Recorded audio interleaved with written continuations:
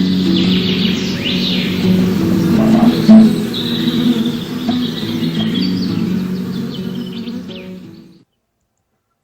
friends, welcome to ixamBee. The PFRDA exam is very near. Phase I is on 5th of November and we had started a series on Companies Act in which we were discussing 50 most important questions from the Companies Act, and this is the last part of this video series, part 3. In this we will be discussing 20 questions. I have already discussed two parts having 15 questions each, and let's start with the first question of this video. The amount of dividend, including interim dividend, shall be deposited in a scheduled bank in a separate account within. The correct answer is within 5 days from the date of declaration of such dividend. This is given under section number 123, which talks about declaration of dividend. In this, subsection 4 says the amount of dividend, including interim dividend, shall be deposited in a scheduled bank in a separate account within 5 days from the date of declaration of such dividend. Question 2. The books of account of every company relating to a period of dash immediately preceding a financial year shall be kept in good order. The correct answer is not less than 8 financial years. The books of accounts of every company shall be kept in good order for a period not less than 8 financial years. This is given under section number 128 of the Companies Act. Moving to question 3. An auditor of a listed company shall not be appointed if it is an individual as auditor for the correct answer is more than one term of 5 consecutive years. This is given under section number 139, appointment of auditors, and it says no listed company or a company belonging to such class or classes of companies as will be described shall appoint or reappoint an individual as an auditor for more than one term of 5 consecutive years, and an audit firm as auditor for more than 2 terms of 5 consecutive years. Moving to question number 4. The auditor may be removed from his office before the expiry of his term only by a dash of the company after obtaining the previous approval of the central government. The correct answer is special resolution. The auditor may be removed before the expiry of his term only by a special resolution. This is given under section number 140, removal, resignation of auditor and giving of special notice. Question 5. An independent director in relation to a company means a director. The correct answer is either A or B or C. An independent director in relation to a company means a director other than the managing director, other than the whole-time director, and other than the nominee director. So any of the above will be independent director. Moving to question 6. The maximum number of public companies in which a person can be appointed as a director shall. The correct answer is not exceed 10. So maximum will be 10. This is given under section number 165, number of directorships. No person after the commencement of this act shall hold office as a director, including any alternate directorship, in more than 20 companies at any time, provided that the maximum number of public companies in which a person can be appointed as a director shall not exceed 10. Moving to question 7. What is the minimum number of meetings that should be held by a board of directors of a company in a year? The correct answer is 4. This is given under section number 173, meetings of the board. Every company shall hold the first meeting of the board of directors within 30 days of the date of its incorporation and thereafter hold a minimum number of 4 meetings of its board of directors every year in such a manner that not more than 120 days shall intervene between 2 consecutive meetings of the board. Moving to question number 8. The audit committee shall consist of a minimum of dash directors with independent directors forming a majority. The correct answer is 3. Audit committee shall have a minimum of 3 directors. This is given under section number 177. Moving to question number 9. Whose permission is required to be taken in order to change the name of the company? The correct answer is central government's permission is required. This is given under section number 13 of the Companies Act, which says that name of a company may be changed by passing a special resolution in the general meeting and with the approval of the central government. Approval of the central government is not required if the change relates to addition or deletion of the words private to the name consequent on the conversion of any one class of companies to another class in accordance with the provisions of this Act. Moving to question 10. Which prospectus is known as summary prospectus? We have also discussed this in our first video. The correct answer is abridged prospectus.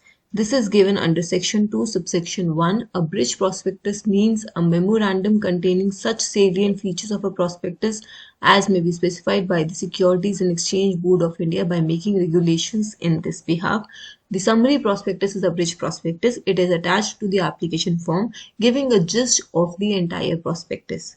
Question number 11. Persons who are engaged in the formation of company are known as. The correct answer is promoters.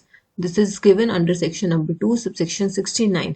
Promoter as a person is named as such in a prospectus or is defined in the annual return or has control over the affairs of the company directly or indirectly, whether as a shareholder, director or otherwise, or with whose advice, directions or instructions the board of the directors of the company is accustomed to the act.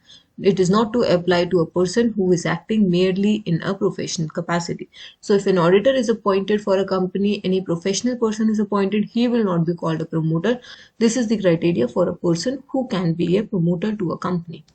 Question 12. Can a company appoint more than 15 directors? The correct answer is yes, after passing a special resolution. Maximum there can be 15 directors in a company. However, a company may appoint more than 15 directors after passing a special resolution. Let's talk about the minimum directors also. In public company, a minimum of 3 directors are present. In private company, minimum 2 directors. In one-person company, a minimum of 1 director. Maximum can be 15 directors in any of the company. Moving to question 13. How many maximum director identification number can a director hold? The correct answer is 1. A director will have 1 director identification number even if he is acting as a director in more than 1 companies. This is the process of how a director identification number is obtained by a director. As per section number 153, application for the DIN is filed to the central government with the applicable fees. Under section number 154, allotment of DIN is done by central government within 1 month of the receipt of this application. Then section 155 clearly talks about the prohibition to obtain more than 1 director identification number. So every director can have only 1 DIN. Section 156 talks about director has to intimate the DIN within 1 month of the receipt of DIN to all companies where they are directors.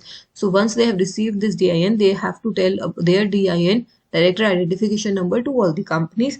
And under section 157 it says when the company receives information of their DIN, they have to inform the registrar within 15 days. Moving to question 14. When can an alternate director be appointed? The correct answer is if the original director is out of India for at least 3 months. The board of directors of a company are authorized by its articles or by a resolution passed by a company in general meeting for the appointment of alternate director, and this director can be appointed if the person in whose place alternate director is appointed should be absent for a period not less than 3 months from India. Also, the person to be appointed as alternate director shall not be holding any alternate directorships for any other directors of the company. Then he can be appointed as alternate director by being authorized by the articles of association of the company and also by passing a resolution passed by a company in general meeting. Question 15. Which of the following is not correct?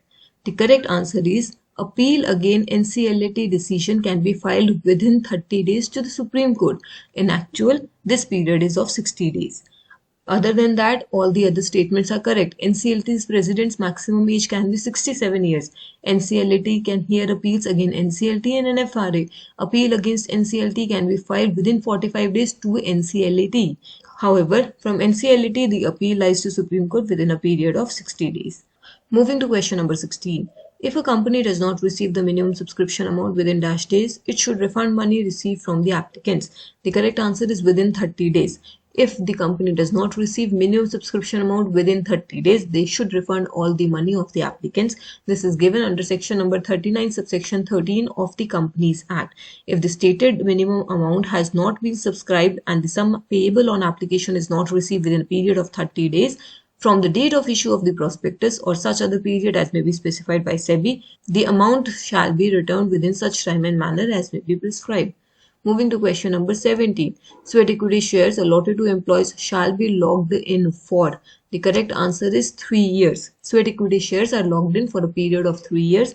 This is given under section number 54, which talks about conditions for issue of sweat equity shares. The period of 3 years is mentioned in the rules. Moving to question number 18, how can an auditor of the company be removed before the completion of the term? We have already discussed this question in some other form.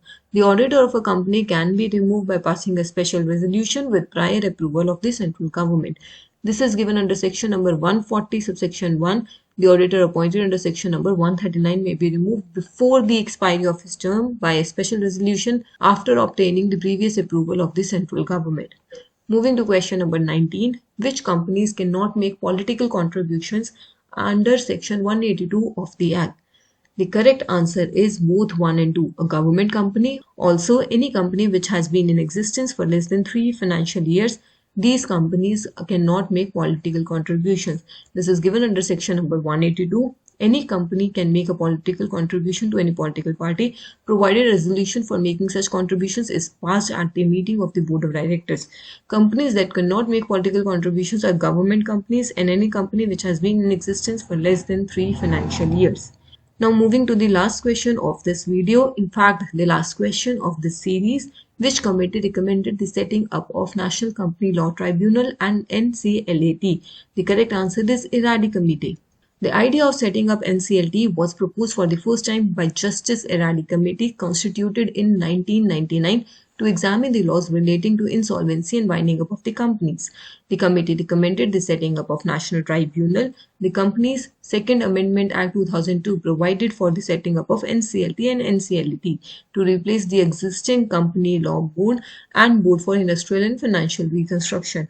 V. Balakrishna Iradi was the Supreme Court Judge of India. He also served as the Chief Justice of Kerala High Court and as President of National Consumer Disputes Redressal Commission.